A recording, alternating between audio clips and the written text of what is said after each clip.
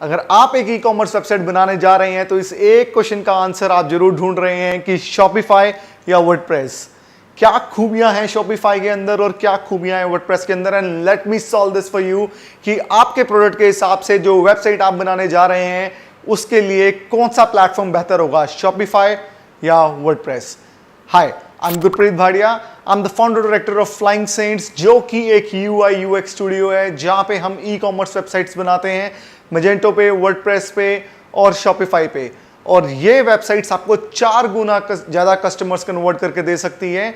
और अगर आप अपनी वेबसाइट बनवाना चाहते हैं, ई कॉमर्स वेबसाइट बनाना चाहते हैं, तो नीचे दिए गए डिस्क्रिप्शन के अंदर लिंक है, आप हमारे साथ कॉन्टैक्ट कर सकते हैं। We would love to work with you. And if you have already e commerce store up and running, then आप इस चैनल को जरूर लाइक करें, सब्सक्राइब करें, because we share a lot of tips and tricks which can help you take your online business store to its next level. Now let's quickly jump into the video. Shopify और WordPress, मोटा मोटा देखें तो दोनों के दोनों e commerce platform हैं, but Shopify एक डेडिकेटेड ई कॉमर्स प्लेटफॉर्म है, जहां की WordPress एक ओपन सोर्स है एंड्रॉइड की तरह, जहां पे आप अलग अलग तरह की वेबसाइट भी बना सकते हैं, एक बिजनेस वेबसाइट भी बना सकते हैं, एक इंफॉर्मेशन बेस्ड वेबसाइट भी बना सकते हैं। बट Shopify पे ऐसा नहीं है, वो सिर्फ ई कॉमर्स स्टोर के लिए बना है। और एक बहुत बढ़िया बात है Shopify में कि आपको होस्टिंग नहीं खरीदनी पड़ती। तो Shopify अपनी होस्टिंग खुद प्रोवाइड करता है, बट जब आप वर्डप्रेस पे वेबसाइट बनाते हैं तो आपको होस्टिंग साथ में खरीदनी पड़ती है। वो GoDaddy से खरीदें या वो बिग रॉक से खरीदें, बट आपको होस्टिंग खरीदनी पड़ेगी वेबसाइट डिज़ाइन बनाने के बाद उसको किसी सर्वर पे होस्ट करने के लिए। तो ये मेजर डिफरेंस है दोनों प्लेटफॉर्म्स के अंदर। बट एक चीज़ इन दोनों वेब प्लेटफॉर्म में कॉमन है, जिसको हम कह सकते हैं एप्स या प्लगइन। Shopify उसे एप्स कहता है और वर्डप्रेस उसे प्लगइन्स कहता है। कि आपको दोनों स्टोर को अगर स्केल करना है और अगर आप नई नई चीज़ें उसमें इंटीग्रेट करना चाहते हैं, जैसे CRM हो गया, POS हो गया, चैटबॉट्स हो गए, तो आपको एप्स लेनी पड़ेंगी Shopify से और आपको प्लगइन्स लेने पड़ेंगे WooCommerce में। बट बढ़िया बात यह है कि दोनों में फ्री और पेड प्लान्स हैं। फ्री एप्स Shopify में भी हैं और फ्री प्लगइन्स WooCommerce में भी हैं, वर्डप्रेस में भी हैं, जिसको हम WooCommerce एक प्लगइन है जो यूज़ किया जाता है ई कॉमर्स के लिए वर्डप्रेस के अंदर। तो एप्स एक ऐसी चीज़ है जो कॉमन है दोनों के लिए। आपको अपने स्टोर को स्केल करना है तो आपको एप्स का यूज़ करना पड़ेगा। अब यहाँ पे देखते हैं जो कि सबसे बड़ा क्वेश्चन है हमारे पास, कि आप किस तरह के प्लेटफॉर्म के साथ जाना चाहेंगे। तो मैं इसमें 2 तरह के यूज़र को डिवाइड करना चाहूँगा और उन दोनों को सिर्फ 2 बातों से नापना चाहूँगा और आप देखें कि आप कहाँ पे फॉल कर रहे हैं। सबसे पहली बात कि आपको कितनी डेवलपमेंट आती है, आपके अंदर कितनी डेवलपमेंट स्किल्स हैं। अगर आपको डेवलपमेंट के बारे में ज़ीरो नॉलेज है तो डेफिनेटली Shopify, क्योंकि यहाँ पे आपको कोई भी डेवलपमेंट की ज़रूरत नहीं है। ज़ीरो डेवलपमेंट के साथ आप अपना स्टोर बना सकते हैं और उसको रन कर सकते हैं। लेकिन जब आप वर्डप्रेस पे जाते हैं तो आपको डेवलपमेंट आनी चाहिए, थोड़ी बहुत वेब डिज़ाइन की नॉलेज आपको होनी चाहिए अगर आप उसको खुद बनाना चाहते हैं। सेकंड क्वेश्चन कि क्या आप फर्स्ट टाइम वेबसाइट बना रहे हैं या आप पहले वेबसाइट बना चुके हैं। अगर आप पहली बार वेबसाइट बना रहे हैं तो सीधी सीधी बात कि Shopify, क्योंकि ये इतना यूज़र फ्रेंडली है कि आप अकेले पूरा का पूरा स्टोर चला सकते हैं, आपको किसी भी आदमी की ज़रूरत नहीं है। आप खुद डिज़ाइन भी कर सकते हैं और डिज़ाइन होने के बाद जब वो पब्लिश हो जाएगा, जब वो लाइव होगा, आप खुद चला पाएंगे, वो इतना यूज़र फ्रेंडली है। बट वर्डप्रेस के लिए आपको हायर करना पड़ेगा web designer, may be web developer, जहाँ पे वो आपको वेबसाइट बना के देगा। बट जब वो लाइव हो जाएगी उसके बाद आपको एक और आदमी चाहिए होगा, एडमिनिस्ट्रेटर, क्योंकि इसका जो बैकएंड है वो थोड़ा कम्बरसम है Shopify के मुकाबले। Shopify का बहुत यूज़र फ्रेंडली है, आप अकेले चला पाएंगे, बट इसके लिए आपको एडमिनिस्ट्रेटर लेना पड़ेगा जो आपके लिए मैनेज करे। तो ये 2 चीज़ें हैं। आप देखें कि आप फर्स्ट टाइम बना रहे हैं, आपको कितनी डेवलपमेंट स्किल है और आप कितना इन्वेस्ट करना चाहते हैं बाद में उस स्टोर को रन करने के लिए। सो आप डिसाइड कर सकते हैं कि आप किस तरफ हैं।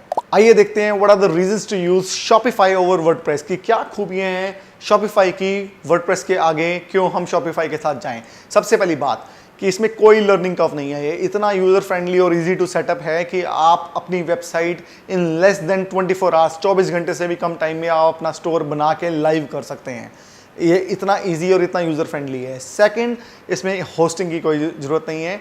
यहाँ पे आपको होस्टिंग Shopify खुद प्रोवाइड करता है, आपको कहीं से भी आपको होस्टिंग बाय नहीं करनी है।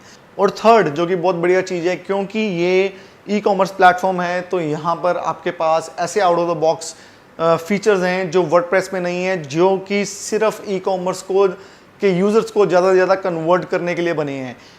दे are totally focused on e commerce.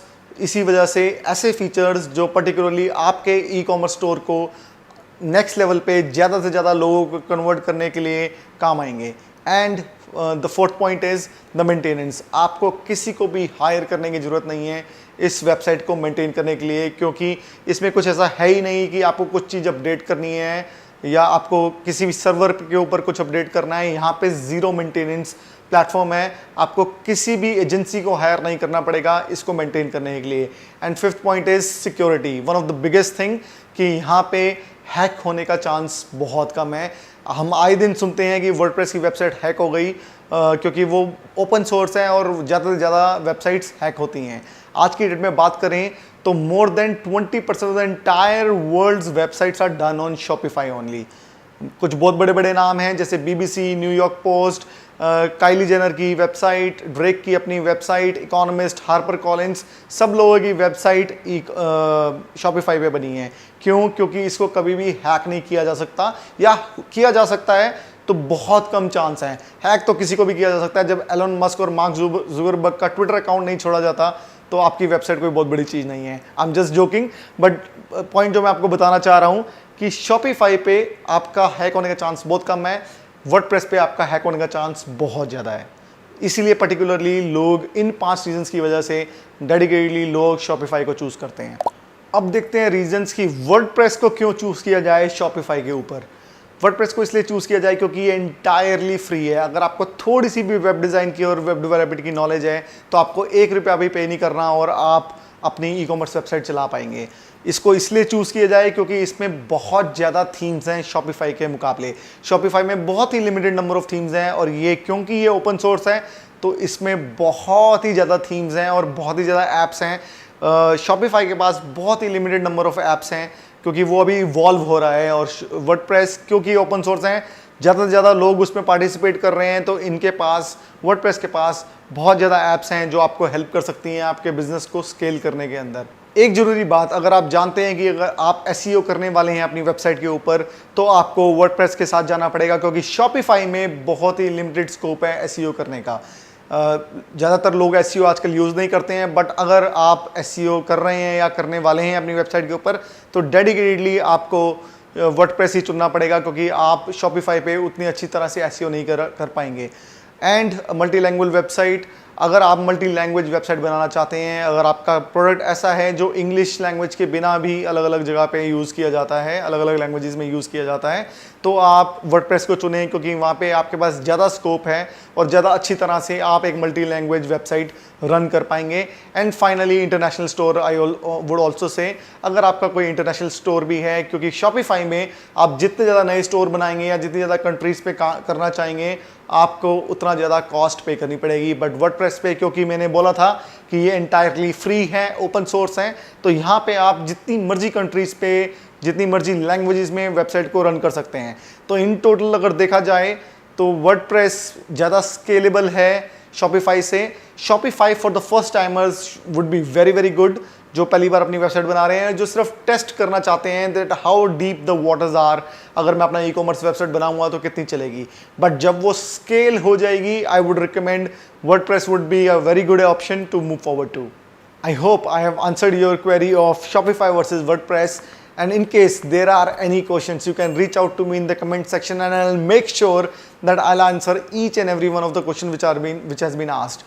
And if you want to get a e-commerce website design, be it Shopify or WordPress, अगर आप अपनी e-commerce website डिज़ाइन करवाना चाहते हैं Shopify या WordPress पे, आप हमारे you can reach out to me from the descriptions.